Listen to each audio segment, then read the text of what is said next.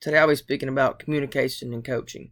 We all had that one coach we absolutely hate, and while some hate that specific coach, is the lack of communication. If a coach cannot communicate thoroughly to his or her athletes, then there are problems within the team. The art of communication is very important in the life of a coach. Whether it be verbal or nonverbal, it creates success within a team. In this speech, I will discuss how and why communication is important in the coaching profession. I will discuss the importance of communication from the players and coaches aspect. When you're communicating with your players, try different approaches. There's a blog that I found very useful being a coach myself. The blog was written by Helen Hargreaves and Richard Bate that I accessed on July 20th, 2019, titled Communication Key to Coaching. They provided different approaches, but I just chose a couple. The first one that I chose was the double positive approach, which is to show positivity in communication and then show what he or she can do to improve. Do not just rip into the very young player. Show them positivity, then explain what they did wrong. The next one is the question and answer technique.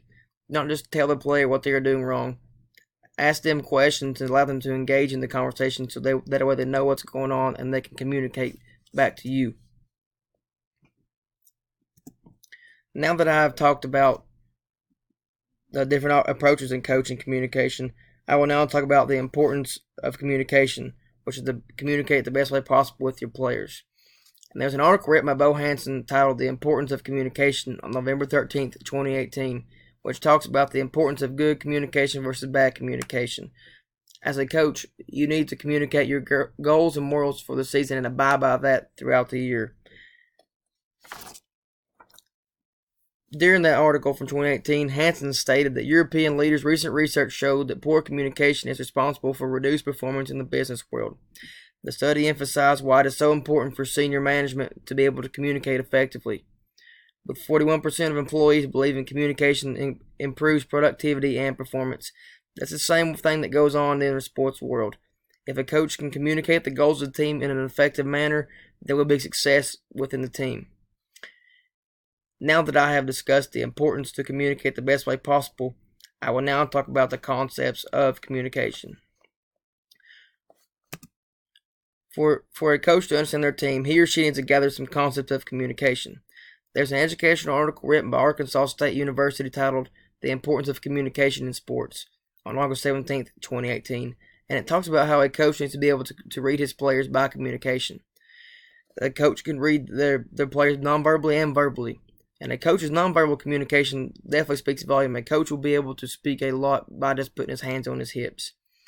There was also an article written by Brian McKenzie titled Communication Skill, which I accessed on July 20th, 2019, whom gives credit to an older article called Crooks from 1991. Questions to think about from the article from 1991 titled Crooks. Questions to think about would be to have the athlete's attention. When you say that, you can say if you have their attention by their nonverbal communication. For instance, from Crooks 1991, it states, you can tell a lot by head nods, smiles, frowns, eye movements, postures, etc.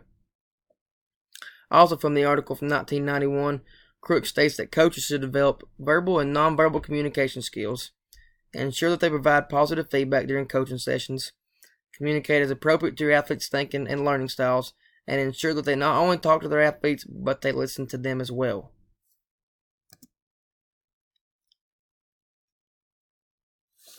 As a coach myself, communication is key. Some key factors that lead to unsuccess is the lack of communication, which I stated previously. As a coach, you must communicate with fellow coaches, opposing coaches, referees, umpires, administrations, and even fans.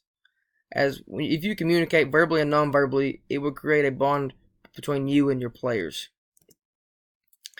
In conclusion, communication is key, verbally and non-verbally. The way a coach goes about his or her communication can say a lot about a team. A coach needs to be able to communicate verbally and non-verbally in the best way to suit the team, as in reading your players. The art of communication is very important in the life of a coach. Whether it be verbal or non-verbal, it creates success within the team. The concepts of communication have a lot to do with the coach's willpower and the power to control his or her team by communication. As a coach, you must be able to read your players and try different communication approaches, and gather some concepts of communication to better your profession. The art of communication is not just a dialogue or speaking, it is about listening and responding.